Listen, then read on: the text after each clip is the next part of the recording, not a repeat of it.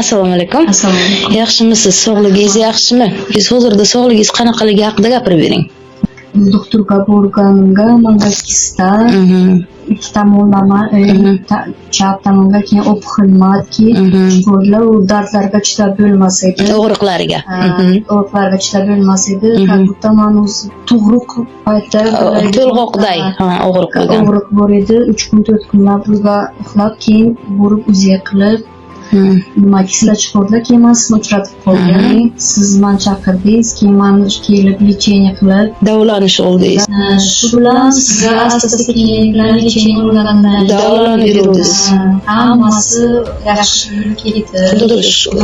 Siz menga aytdingiz, bir 13tacha yazva chiqarganmi, umuman ovqat yeyish umuman yaxshi bo'lmagan. Yo'q, umuman ovqat yeyish iloji yo'q edi. Gazlik suvlar ichib bo'lmas edi.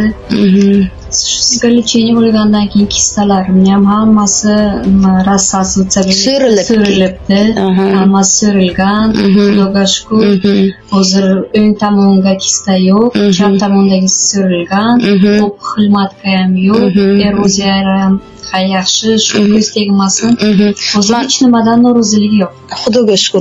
Shunda ham qattiq og'riq bor edi. Shuni asosiy aytib o'tishim kerakki, faqat bosh og'rig'im, kuchli bosh og'riq bilan kelaydi. Siz men boshimni ko'tarib bilmasdim, yo'qlikka qarab bilmas edim.